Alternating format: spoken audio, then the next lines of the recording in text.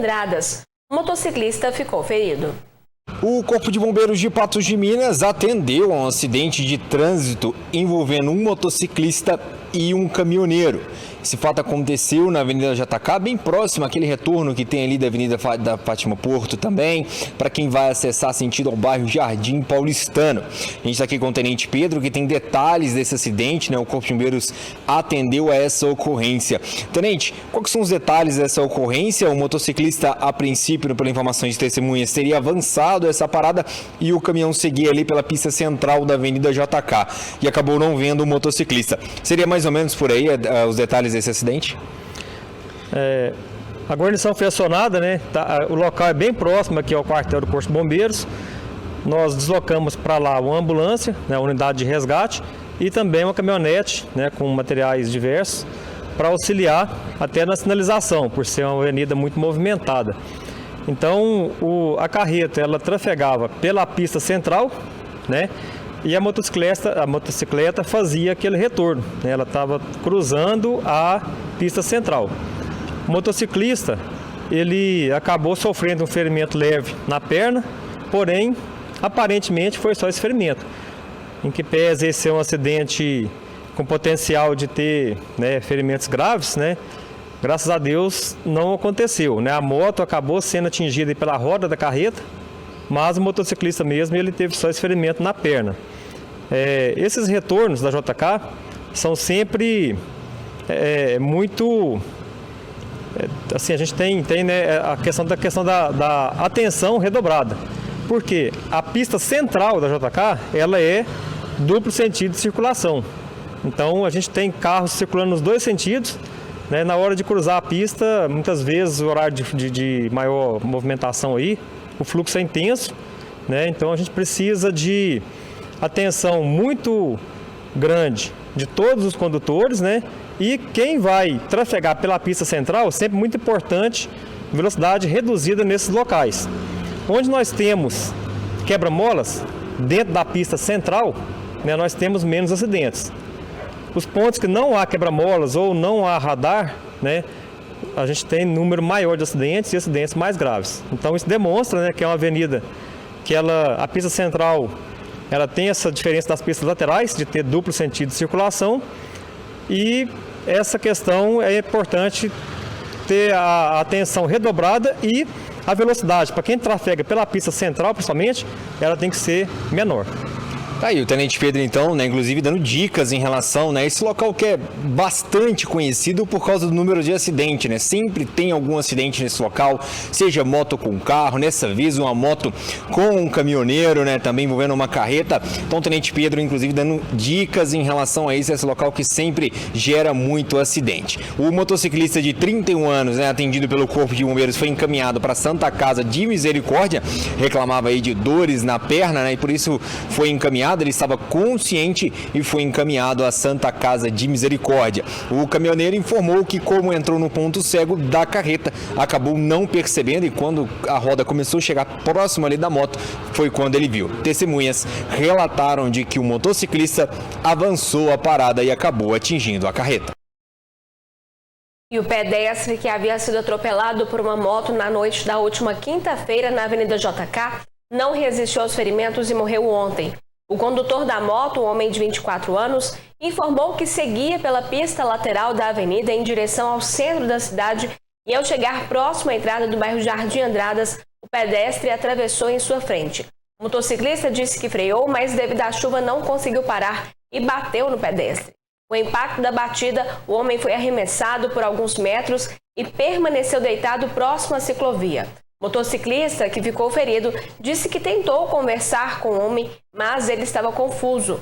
O SAMU foi acionado e encaminhou a vítima para o hospital regional. O pedestre foi identificado como Volmer Vinícius Gonçalves, de 51 anos. Os policiais também informaram que tentaram conversar com ele no hospital, mas o homem continuou confuso. Ele apresentava um corte na testa, escoriações no nariz, suspeita de fratura na perna e diversos ferimentos pelo corpo. Volmer não resistiu aos ferimentos e morreu ontem. Com o motociclista, ele estava em situação regular, então ele foi liberado. A gente segue aqui acompanhando as informações. Um pedaço de reboco de uma marquise se desprendeu na manhã de hoje no centro de Patos de Minas, gerando preocupação entre pedestres e comerciantes naquela região. O incidente aconteceu na entrada ali na esquina da rua Olegário Maciel e também na Major Gotti, uma das vias mais movimentadas da cidade, e mobilizou o Corpo de Bombeiros, que isolou a área para evitar acidentes. Quem passou pelo centro de Patos de Minas na manhã deste sábado se assustou com o Corpo de Bombeiros tendo que isolar uma área ali na esquina da Olegário Maciel com a Major Gotti, né? Por isso, o Corpo de Bombeiros teve que atuar lá devido a uma marquise que começou a se soltar. O Tenente Pedro está aqui para dar detalhes sobre a atuação do Corpo de Bombeiros nesse local. Tenente, por que o Corpo de Bombeiros teve que ir lá? O que aconteceu naquele local que, claro, né, chamou muita atenção da população de Patos de Minas? Ali foi o seguinte, tem a marquise, né, da edificação, e parte do reboco dessa marquise se soltou, um pedaço pequeno, caindo sobre o passeio.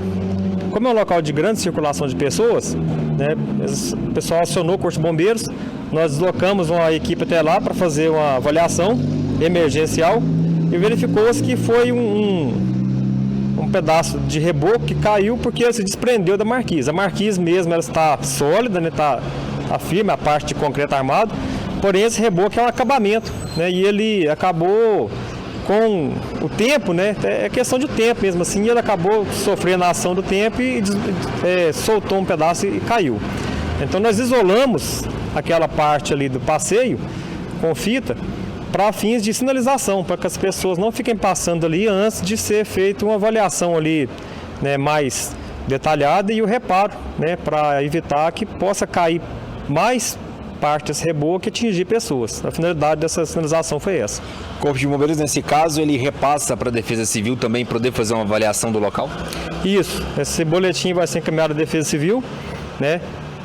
O responsável, na hora, nós não encontramos, mas ele já fez contato aqui e já vai também providenciar o reparo lá, que é coisa simples, lá é uma coisa bem fácil de resolver, né? E a gente aproveita aí até essa ocorrência como orientação para que as pessoas, né, que têm edificações, né, façam essa avaliação de forma assim, em intervalos, né, intervalos assim de avaliação, para não ficar muito tempo sem uma verificação. Por exemplo, agora período chuvoso. O período chuvoso é um período que a água começa a infiltrar em alguns locais, né? Pode ter algum ponto de vazão de água que foi entupido, pode começar a acumular água. Então tudo isso acaba gerando problemas nas edificações. Então é muito importante essa avaliação periódica, né, para ir fazendo os reparos antes que chegue a ter algum problema, né, com a edificação. Tá aí o Tenente Pedro, então, agradecendo aqui pela atenção com a nossa equipe da NTV em relação a essa marquise, né, que chamou bastante atenção a todo mundo que passava ali pelo centro de Patos de Minas, uma via que é bastante movimentada, né, a Olegário Maciel com a Major Gotti, mas que o proprietário, então, já entrou em contato com o Corpo de Bombeiros, já está providenciando a solução para o local para que possa ser retirado ali essa situação que o Corpo de Bombeiros precisou fazer de isolamento do local para que todo mundo possa circular neste local muito importante do Olegário Maciel com a Major Gotti em total segurança. E o desvio no trânsito devido ao vazamento de esgoto na esquina entre as ruas Padre Caldeira e Major Jerônimo hoje pela manhã causou transtornos. Sobre isso, a Copasa informou que foi realizada a correção do extravasamento de esgoto e, como era necessário realizar o serviço diretamente no posto de visita na via, foi necessário realizar o desvio momentâneo naquele trânsito ali. A companhia destacou que a manutenção já foi concluída e a via liberada. E 4 venezuelanos e um colombiano foram presos ontem aqui em Patos de Minas após uma operação policial que interceptou veículos em que eles estavam. A abordagem aconteceu por volta das 7 da noite, na rua Joaquim Fubá, no bairro Nossa Senhora Aparecida. A quadrilha é suspeita de cometer furtos em farmácias na cidade de Patrocínio e Araxá, sendo encontrados com grande quantidade de produtos farmacêuticos de procedência duvidosa. De acordo com informações da Polícia Militar, foram feitas vistorias em quartos de hotel onde estavam hospedados os suspeitos e foram encontrados mais materiais compatíveis com os produtos furtados. As informações dão conta ainda de que há indícios de que o grupo tenha cometido outros furtos em diferentes estabelecimentos e cidades, e diligências seguem em andamento para apuração completa. Os envolvidos foram conduzidos à delegacia junto aos materiais apreendidos para as providências legais. A seguir, Centro de Queimados do Hospital João 23 passa a usar tecnologia pioneira no Brasil. E 11ª Jornada do Autismo reforça a importância da empatia e da inclusão em Patos de Minas.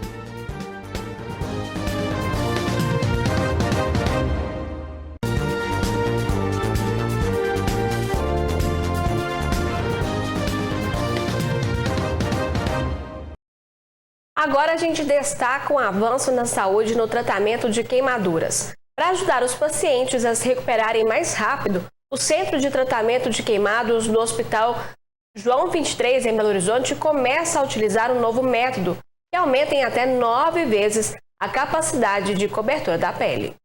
A partir de abril deste ano, o método MIC vai fazer parte da rotina de assistência aos pacientes com grandes queimaduras do Hospital João 23, em Belo Horizonte.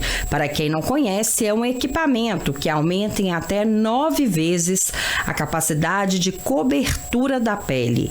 A vantagem é a recuperação mais rápida. Os pacientes com grandes queimaduras demoram em média 2 anos para se recuperarem. O que nós esperamos é que nós tenhamos um tempo menor de internação desses pacientes e, consequentemente, a redução de taxa de mortalidade, de infecção e uma qualidade melhor, de internação para eles, considerando que eles vão ficar menos tempo por aqui. Nos últimos 2 anos, o ambulatório de queimados realizou mais de 3.000 atendimentos. Do total de internações no CTI, aproximadamente 40% foram casos envolvendo álcool. Em todas as faixas etárias, a prevalência é do gênero masculino, com 62% dos casos.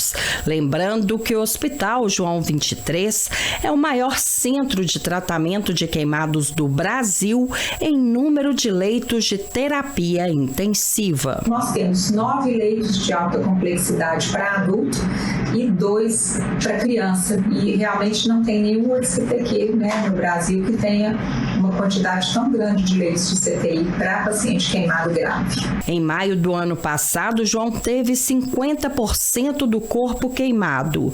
Ele foi o primeiro paciente a ser beneficiado pela técnica MIC. A recuperação mais rápida foi fundamental para a qualidade de vida. Era para mim estar em uma situação pior, mas se não fosse o atendimento dos médicos, dos técnicos, dos enfermeiros, mas eu digo para vocês que foi um atendimento super humanizado e hoje estou aqui para dizer que o João 23 é um hospital de ótima qualidade, excelente mesmo. Um estudo prevê um crescimento expressivo nos casos de câncer coloretal no Brasil nos próximos 15 anos. Esse aumento está relacionado a questões como o envelhecimento da população e a falta de programas eficazes de rastreamento da doença. Quem mantém hábitos saudáveis tem menos chances de ter esse tipo de câncer. O câncer coloretal, também conhecido como câncer do intestino grosso, atinge igualmente homens e mulheres e tem maior incidência em pessoas com mais de 50 anos. Uma nova pesquisa mostra que, com o envelhecimento da população brasileira, o número de novos casos registrados por ano da doença deve aumentar 21% entre 2030 e 2040. Segundo o estudo da Fundação do Câncer, os maiores aumentos projetados são para as regiões Norte e Centro-Oeste.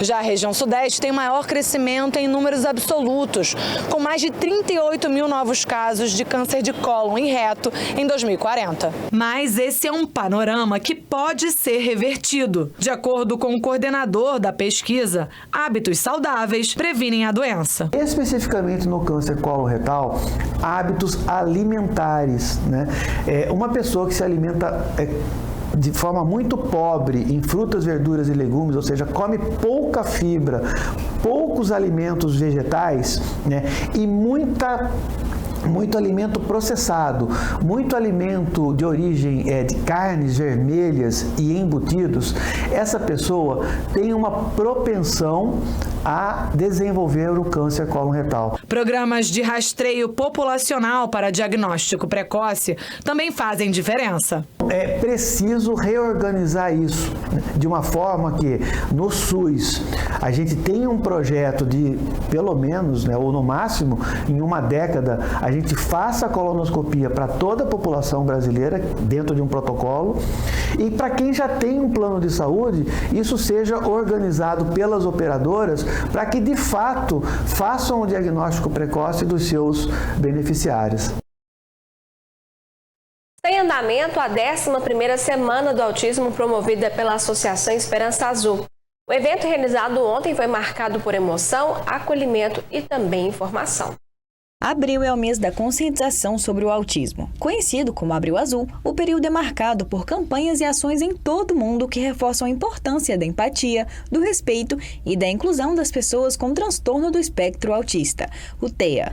Em Patos de Minas, a Associação Esperança Azul deu início nesta sexta-feira à 11ª Jornada do Autismo, com o tema Informação gera empatia, empatia gera respeito. Estamos na 11ª Jornada do Autismo, esse ano com o tema Informação gera empatia, empatia gera respeito. E a nossa intenção principal é levar justamente informação, conhecimento para que toda a barreira do preconceito venha cair, né? Que as pessoas tenham mais empatia, se coloquem no lugar do outro. E eu costumo falar, tem informação, tem empatia, o respeito vem automaticamente. A programação conta com palestras de médicos, educadores e especialistas de diferentes áreas. Os temas abordam desde o diagnóstico precoce até os desafios da inclusão escolar, além das vivências das famílias atípicas e estratégias de acolhimento. Acredito que o maior desafio é a falta de conhecimento, porque desde quando a mãe tem esse conhecimento, eu começo com a intervenção precoce, essa criança vai desenvolver. E um grande desafio também é a falta de profissionais na rede pública, né? Muitas famílias não conseguem lidar com essas dificuldades e pagar um tratamento oneroso, mas Patos está dando um passo à frente também com o tratamento de referência aqui do transtorno do espectro autista. Para quem vive a realidade do autismo em casa, momentos como esses são também de acolhimento. São espaços onde se compartilham dores, conquistas e, principalmente, esperança. Como mãe atípica, eu recebi o diagnóstico há 4 anos. Há 4 anos não havia tanta informação assim, então é muito importante que as pessoas conheçam. A palavra-chave é conhecimento. Tenha informação para você ajudar a sua família, as pessoas em volta. Sempre tem, eu falo que hoje, a saúde fala que a cada 36 crianças nascidas, uma é autista. Então, temos autista para todo lado. Segundo dados recentes, o diagnóstico precoce é essencial para o desenvolvimento das crianças autistas, especialmente no processo de alfabetização e inclusão escolar. Mas a jornada vai além, envolve também aceitação, apoio e respeito em todos os espaços da sociedade. Um momento como esse, ele fomenta mais o conhecimento. Fomentando o conhecimento, levando mais informação, acontece o quê? As pessoas tendem a entender e ter mais empatia com as pessoas e compreendem melhor a causa do autismo. A 11ª Jornada do Autismo segue até domingo, reforçando que o Abril Azul quer lembrar todos os dias. Cada pessoa autista carrega uma forma única de existir e merece ser compreendida, respeitada e incluída. Depois do intervalo, a gente continua falando da programação da 11ª Jornada do Autismo. E você vai ver que comemorações do Dia Mundial da Saúde começaram neste sábado.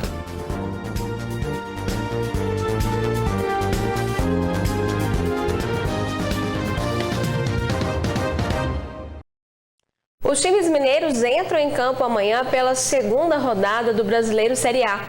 Após estreia com derrota para o Grêmio na Arena, em Porto Alegre, o Galo vai receber o São Paulo amanhã no estádio do Mineirão, em Belo Horizonte, com partida às 16 horas. E o Cruzeiro, que estreou com vitória diante do Mirassol no Mineirão, enfrentará o Internacional fora de casa às 18h30 no estádio Beira-Rio. E olha só, gente, uma reunião realizada pelo Conselho de Defesa Social de Minas Gerais discutiu a segurança nos estádios. Algumas medidas devem ser adotadas para garantir que o futebol fique livre da violência. A principal novidade da proposta será a volta do policiamento e do efetivo dentro dos estádios quando for necessário. O novo protocolo foi apresentado pelo vice-governador Matheus Simões às autoridades da Justiça, forças de segurança, gestores dos 3 estádios na capital, além de representantes dos clubes da CBF e da Federação Mineira de Futebol e parlamentares. De acordo com o plano, foi criada uma matriz de risco que envolve o cálculo do efetivo policial para cada jogo, o que vai levar em consideração vários fatores, como o tipo do campeonato, a importância da rodada e etapa da competição, o público previsto, além do histórico de rivalidade ou não existente entre as torcidas. E o plano de segurança apresentado pelo governo de Minas estratifica as partidas de acordo com uma classificação. Os jogos, a partir de agora, serão classificados em níveis de risco: baixo, moderado, alto ou crítico. O que vai determinar o número de policiais militares presentes a cada jogo, seja ele das competições internacionais ou nacionais aqui na capital. Além disso, a previsão de reforçar o monitoramento por meio das câmeras nas arenas. Pode ter na fase do campeonato pelo risco 5, porque era a final, né? Previsão de público 5 também, porque o estádio atingiu a lotação. Tipo de clássico 5 era a final do campeonato, né? Abrangência 4, nacional. Animosidade entre as torcidas, grau 5, elas são torcidas que tinham uma ligação historicamente, e o risco, a partir da análise de inteligência, era um risco alto, avaliado previamente com a possibilidade de confronto. Com o novo plano, as autoridades esperam que haja tolerância zero para aqueles torcedores que insistem em brigar fora e dentro dos estádios e também arremessam objetos e bombas para dentro do campo. Nós começamos hoje a discussão de quem vai arcar com isso. Eu ponderei com os times e com as arenas que a gente não pode sacrificar o cidadão comum por conta do problema acontecido nesses jogos, então a gente tem que tentar compartilhar esses custos da melhor forma possível. O custo da estrutura original é nossa, nós não vamos cobrar, obviamente, a gente já gasta mobilizando quase 300 homens em todos os jogos, a gente só está discutindo o custo adicional. No mínimo, o que a gente vai economizar de segurança privada tem que, obviamente, ser repassado para as polícias para a gente poder fazer frente a esse aumento de custo. Será comemorado na próxima segunda-feira o Dia Mundial da Saúde. Por isso, hoje foi realizada uma caminhada com participantes do grupo Patos Mais Saudável. A data estipulada pela Organização Mundial da Saúde é um momento para que questões sérias relacionadas ao tema sejam trabalhadas, garantindo a conscientização e estimulando a criação de políticas voltadas ao bem-estar da população. Nós estamos aqui com o objetivo de comemorar o Dia Mundial da Saúde, né? Então hoje nós trazemos todos os grupos hoje do programa Patos Mais Saudável, né, que são realizados no nosso território com todos os educadores físicos da EMULT, e para comemorar aqui, né, esse momento, o que é muito importante, né, que é a promoção de saúde, atividade física no território. Consequentemente, a gente diminui as comorbidades, né, e quanto mais a gente promove saúde, menos adoecimento a gente tem no território. O projeto Patos Mais Saudável foi criado com o intuito de oferecer diversas modalidades de atividades físicas para pessoas que não têm acesso ou não têm oportunidade de frequentar academias ou outras atividades pagas. Qualquer pessoa pode participar, dependente de idade, né?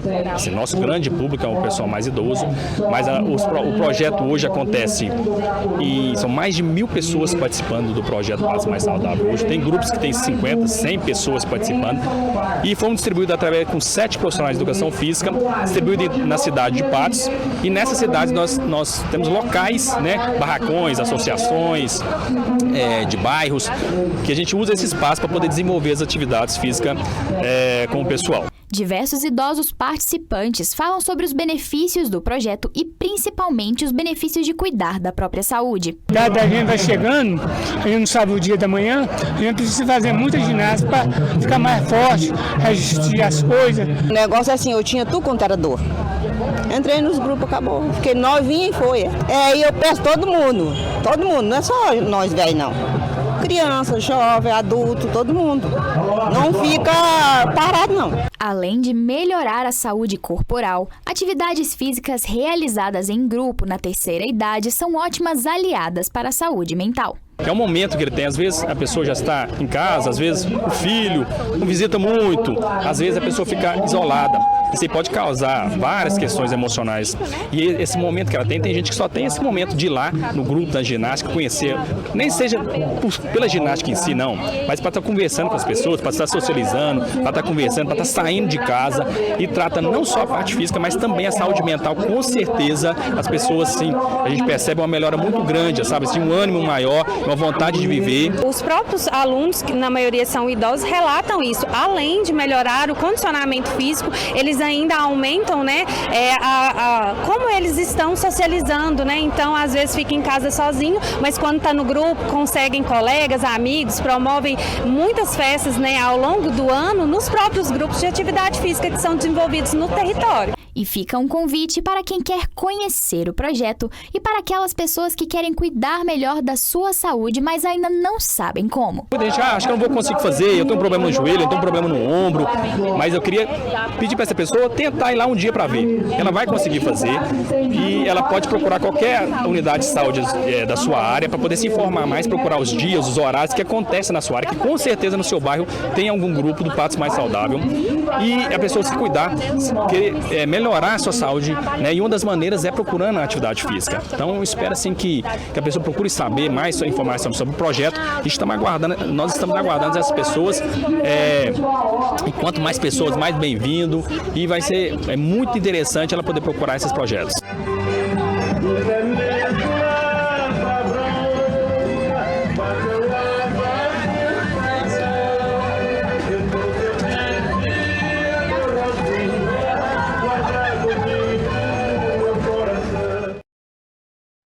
Também foi realizada hoje uma caminhada de conscientização sobre o autismo. Diversas famílias apresentaram mensagens em busca de mais conhecimento e respeito às famílias atípicas. A caminhada faz parte das ações realizadas durante todo o mês de abril, que é voltado a campanhas com o objetivo de trazer informações e diminuir cada vez mais a discriminação contra os indivíduos que apresentam o transtorno do espectro autista. O trajeto começou na Avenida Getúlio Vargas e percorreu diversas ruas do centro da cidade. Centenas de participantes carregavam cartazes e tinham consigo o mesmo objetivo: conquistar respeito. Hoje a gente está realizando, juntamente com a Onda Autista, com os pais atípicos, uma caminhada de conscientização para a sociedade.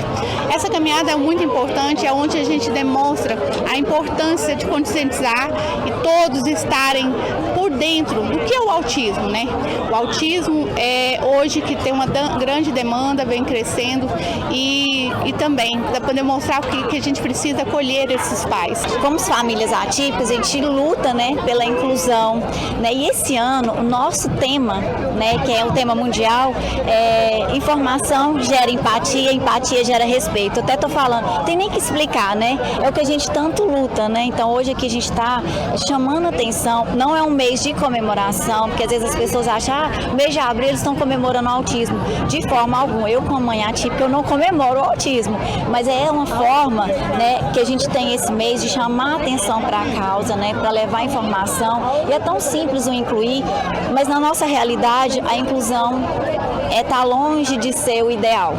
Cada família presente levava consigo uma história.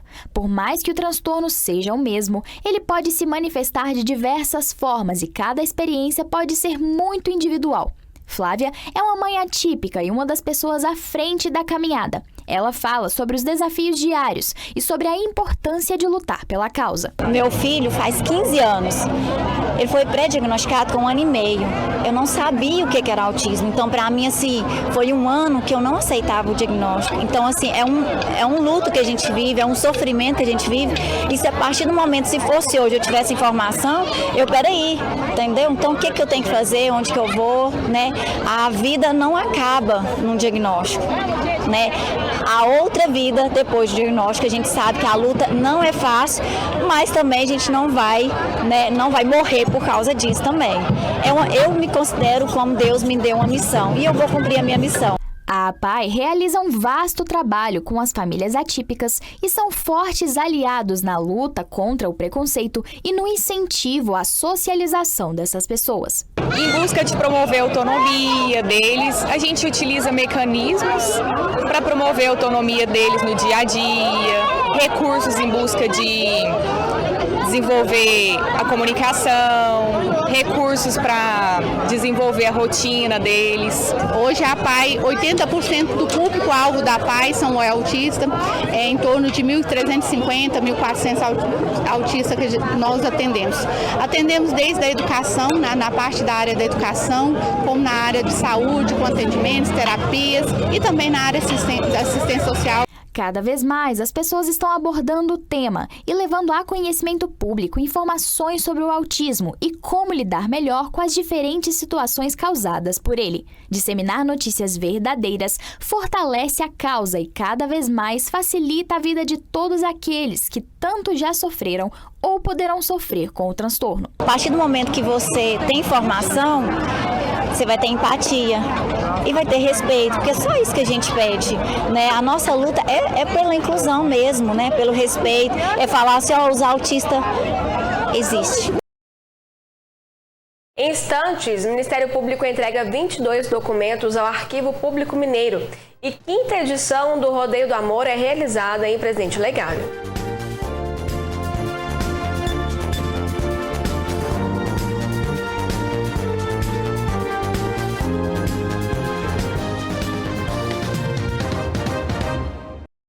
O Ministério Público Estadual entregou ao Arquivo Público Mineiro 22 documentos recuperados e de valor histórico. Entre eles, há até uma carta escrita por Santos Dumont em Poços de Caldas, no sul do estado, em 1919. Valorização do patrimônio e sentimento de pertencimento da própria história mineira. Isso foi o que pudemos acompanhar na cerimônia de solenidade na entrega de 22 documentos históricos ao Arquivo Público Mineiro, que possuem relação com a história do estado de Minas Gerais. O movimento é importantíssimo porque o Arquivo Público Mineiro tem registro de grandes furtos de documentos históricos e que ainda não foram recuperados. É sempre uma alegria muito grande poder rememorar isso e trazer isso à tona e dar acesso a esses documentos que são a nossa principal, né, ferramenta, é o nosso principal motivo para que o cidadão tenha acesso à história dele e proporcione isso com isso a garantia dos direitos, a promoção da história e da memória do povo. 19 dos documentos apreendidos foram produzidos pela administração portuguesa no período pombalino, de 1750 a 1777, e apresentavam conteúdo relacionado, sobretudo, aos mecanismos de controles e fiscalização que deveriam ser observados no âmbito da circulação do ouro proveniente do território das Minas Gerais no período colonial. Parte desses documentos foi recuperado via aplicativo Sondar, que é o sistema de resgate de bens culturais desenvolvidos pelo Ministério Público de Minas, e nós estamos à procura ainda de pelo menos mais 1.000 documentos que foram furtados do acervo do Arquivo Público e que estão cadastrados na nossa plataforma. Por isso que é tão importante a participação da sociedade para trazer às autoridades competentes informações sobre o paradeiro desses documentos que são inalienáveis, ou seja, eles não podem ser livremente comercializados. Dos 22 arquivos históricos recuperados, um tem grande destaque e importância para Minas Gerais. Se trata de um manuscrito produzido e escrito a punho por Alberto Santos Dumont. Sim, o pai da aviação brasileira, quando ele estava em Poços de Caldas. É um documento que conta parte da história de Minas Gerais, parte desse personagem tão importante para o nosso povo e que hoje está sendo devidamente entregue para uma instituição que tem como suas atribuições o zelo, guarda desse documento. O Tartassal Paulo Madar Piva, em Presidente Legário, foi palco hoje de solidariedade e esperança. Durante o 5º Rodeio do Amor foi realizado o tradicional leilão Arca de Noé, com o objetivo de arrecadar recursos para o Hospital de Câncer de Barretos, em São Paulo, uma das instituições mais reconhecidas no país pelo tratamento de câncer e de graça, e também o tratamento humanizado de pacientes oncológicos.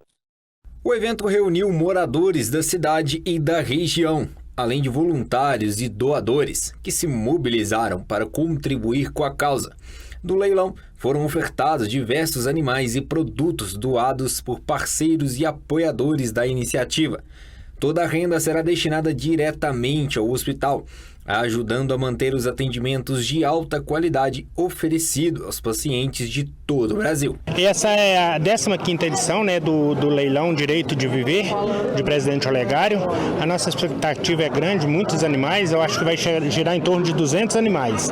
E esse leilão é muito importante para o hospital, que sempre que a gente procura está de portas abertas lá para receber os pacientes, não só de Presidente Olegário, mas da região. O Hospital de Amor de Barretos surgiu em 1962 e mesmo com a ajuda de repasse financeiros do SUS, necessita de doações e ações como essa do leilão da Arca de Noé para poder conseguir tratar os pacientes sem distinção. Nós somos 100% SUS, Lá nós tratamos do pobre, do rico, do milionário, com o tratamento de excelência. É nesse curral que fica os bovinos que vão participar do leilão da Arca de Noé. Quando eles entram lá para dentro para serem arrematados, junto com eles entra a esperança, já que quem arrematar estará ajudando o Hospital do Amor, que trata paciente com câncer na cidade de Barretos, que fica no estado de São Paulo. A melhor parceria que nós temos são hoje os leilões. Leilões é o que dá mais dinheiro, menos trabalho, E nós temos uma população aí desse Minas Gerais que você nem imagina o tanto que nos ajuda, o coração do tamanho do Brasil. Para você ter ideia, nós gastamos hoje em torno de 65 milhões por mês. Isso aí é mês, não é ano não, 65 milhões. O SUS ajuda a gente com 22%. Então, para a gente ter esse tratamento de excelência, que eu te falei no começo aí, que trata do pobre, do rico, do milionário, tudo igual, a gente aí arca aí mais com 50 milhões de reais todo mês. E graças à população, a gente consegue manter esse hospital de portas abertas. Foram mais de 200 animais bovinos disponibilizados para o leilão. E todos receberam um tratamento especial. Tem água, comida, a gente deixa para trazer bem na véspera do leilão. Os touros do rodeio ontem, por exemplo, tudo de espora lisa. Então, a gente preocupa-se com o bem-estar animal. A questão sanitária toda ela é legalizada. O leilão é registrado, tudo com GTA e tudo mais. Tem um veterinário responsável e toda a documentação em ordem. Para quem participa desse momento de solidariedade, arrematar o animal bovino é apenas uma formalidade, já que o verdadeiro propósito é a esperança de que o valor arrecadado contribua para o tratamento do câncer no Hospital de Amor. O que mais chama atenção quando a gente vai para comprar gado, em outros leilão normal, é a qualidade, E às vezes, por exemplo, tem gente que gosta mais de comprar macho ou gosta de comprar fêmea. No caso do leilão aqui é diferente, aqui é um leilão para ajudar o hospital, e aí isso não julga nada. Aí você vai no embalo, vai na brincadeira, aí você compra por 2 vezes mais que vale, só para ajudar mesmo. Então o intuito aqui não é fazer negócio para ter lucro, nem nada, só para ajudar, que é uma causa justa, então todo mundo colabora. O leilão Arca de Noé, que já se consolidou como um dos maiores eventos beneficentes da região, mostra mais uma vez que solidariedade e tradição podem caminhar juntas na luta contra o câncer. Presidente Olegário é um lugar onde o povo é muito solidário, colabora muito. Toda campanha que tem aqui, pode ser com o Hospital do Câncer, pode ser para qualquer entidade que precisa de ajuda, aqui o pessoal colabora mesmo. É muito bom fazer campanha. Eu já fiz muitas campanhas aqui e é muito bom ajudar e o pessoal aqui colabora mesmo. A seguir, Brumadinho investe no turismo com balonismo e tem ideias de decoração de Páscoa para receber a família à mesa.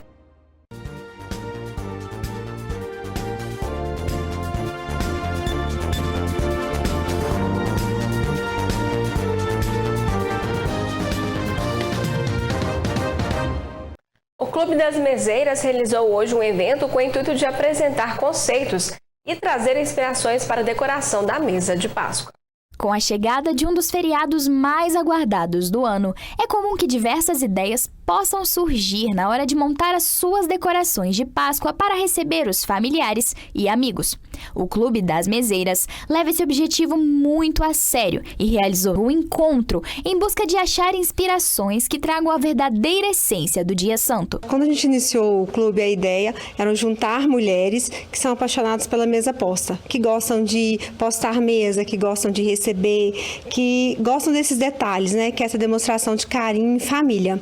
Com isso, nós juntamos, né, pessoas aqui de Patos que também compartilham desse mesmo gosto e criamos o clube para que possamos sempre nos reunir, nos encontrar, e também temos uma parte solidária, fazemos alguns projetos sociais, e a intenção é que quem goste venha participar conosco. Em meio a coelhos, folhas secas, galhos, ovos e cruzes, a decoração do encontro carrega todo um significado profundo, além de não deixar de lado a estética e a sofisticação. Cada membro que compõe esta mesma tem uma simbologia, um sentido. O formato com o qual a gente montou a mesa não foi um formato reto, e sim ondular. Assim é a nossa vida, muitas vezes rodeada de desafios, superações, obstáculos, e a gente não deve parar em cada obstáculo ou desafio. A gente deve acreditar. E se você puder perceber, lá no final tem duas cruzes e tem também ovos. Essa cruz significa renascimento, né? Deus morreu por nós, e acessar a nossa melhor fé, a nossa melhor capacidade nos permite renascer a cada dia. Então, por mais desafiador que seja a nossa jornada, que nesse momento de Páscoa a gente possa acessar a nossa melhor espiritualidade, a nossa melhor fé, entendendo que um grande ser mais especial desse mundo, que é o nosso grande Deus, morreu para nos salvar. O ato de pôr a mesa carrega muito mais significado do que se imagina. Pode fortalecer vínculos familiares e transformar um momento que já é especial em algo extraordinário. A Páscoa é uma data especial, como o Natal, o Dia das Mães, que as pessoas se preocupam mais em estar com a casa preparada para receber os familiares. E para que esse momento fique mais marcante, crie mais memórias afetivas, a mesa posta tem um papel fundamental, que é esse cuidado com os detalhes para a pessoa que você vai estar recebendo, né, a sua família e amigos. E para as pessoas que já estão pensando em como montar a sua mesa para as comemorações, algumas dicas podem ser valiosas. Comece com os recursos que você tem. Você vai precisar de um talher, de um prato, verifica o que você pode estar fazendo um jogo americano. Às vezes você pode usar um EVA, você pode usar corda de sisal e você mesmo preparar o seu jogo americano. E a partir daí, o que você pode usar como um arranjo, né? Às vezes você mesmo pode pegar 2 galhos pequenos e enrolar ali, amarrando, fazendo um crucifixo. O Clube das Meseiras é aberto para quem tem interesse em aprender novas técnicas de mesa posta. Convidar a todas vocês, né, que é amante da mesa posta, que tem vontade de aprender, que quer realmente receber com carinho, conhecer um pouco mais desse universo, se junte a nós. Pode entrar em contato através do direct do nosso Instagram, Clube de Meseiras. Teremos o maior prazer em ter você conosco.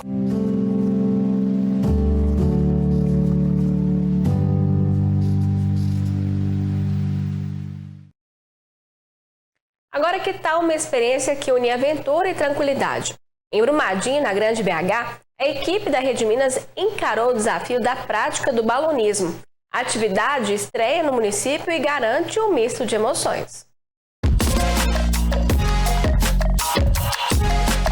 Bom, agora são 5 horas e 40 minutos, os primeiros raios de sol começam a aparecer no horizonte. Acabamos de chegar aqui na entrada da cidade de Brumadinho e a equipe do balão também já está aqui. Acabou de chegar, já descarregou o cesto, já está desfraldando o balão e daqui a pouquinho nós vamos estar lá no alto e acompanhando todo esse preparativo para a gente fazer o primeiro voo de balão da história da Rede Minas, hein?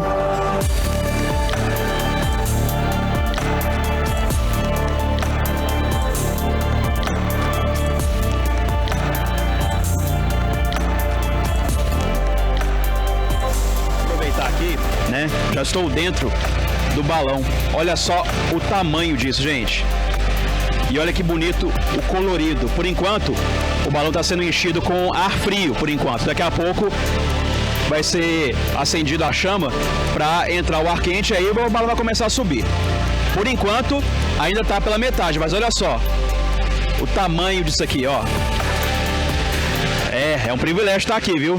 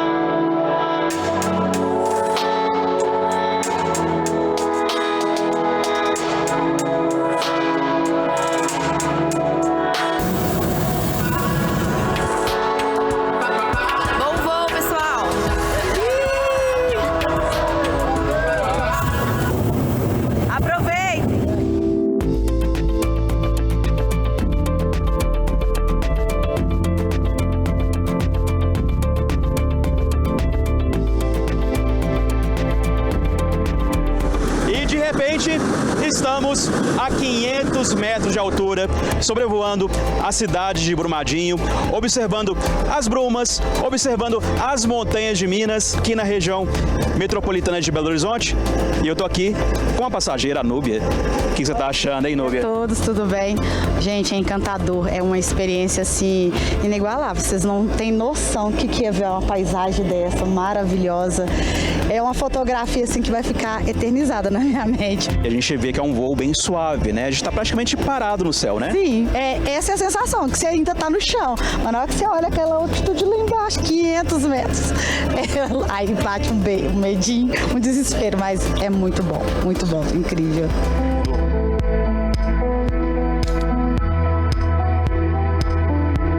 Nós estamos com a presença do prefeito de Brumadinho, Gabriel Parreiras, né, que idealizou, né, prefeito, esse privilégio para a população, né? E olha só, a gente está começando a sair da nuvem e começando a ver todo o esplendor de Brumadinho, não é isso? É isso, né? O balonismo, o balão era um sonho muito antes de ser prefeito, né? Eu sempre acreditei que Brumadinho merecia o melhor, que Brumadinho é uma cidade maravilhosa, que a gente tinha que explorar o turismo. E eu sempre sonhei com um balão. E todo mundo achava que era impossível e hoje a gente está aqui literalmente voando em Brumadinho.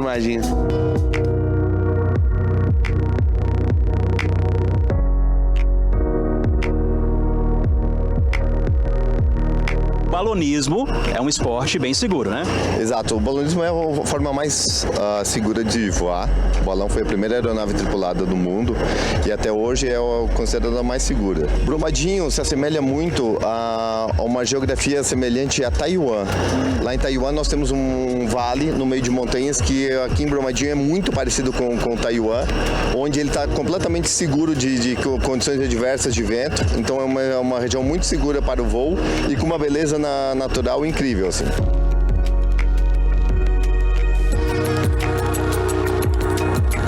E então, Sandro, para um cinegrafista, como é que foi a experiência? Conseguiu boas imagens? Excelentes imagens, experiência única na profissão. É o que a profissão nos proporciona. Fantástico, lindo.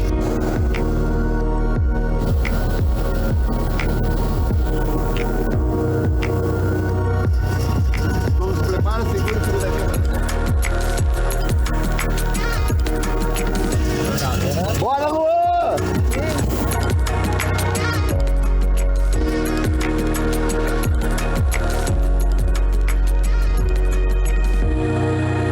Pois é, né, gente? É como diz, né? Acabou o milho, acabou a pipoca. E balonismo é isso. A gente tem um ponto onde a gente sobe e só Deus sabe aonde a gente vai descer. Nesse momento a gente conseguiu descer na área onde vai ser o futuro distrito industrial de Brumadinho. Mas não tem problema nenhum, o pessoal do resgate já fez o trabalho dele, já tem a van ali para buscar os passageiros para voltar para a base. Olha, vou dar meu veredito final aqui, vale muito a pena, é uma experiência para a vida. O voo é muito suave, então vale a pena você apreciar, você acordar cedo para poder apreciar toda a paisagem de Brumadinho. Maravilhoso como é que você pode realizar.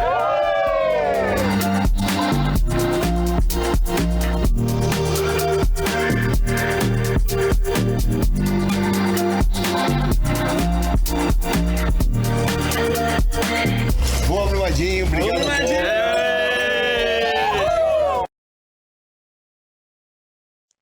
Bonito mas e você, teria coragem? Bom, gente, por hoje é só. Muito obrigada pela sua companhia. Mais informações no site patojá.com.br. E a gente volta a se encontrar segunda no programa Gui Boaventura ao meio-dia. Antes, às 11h30, tem o Jornal 30 Minutos. A você, um excelente domingo.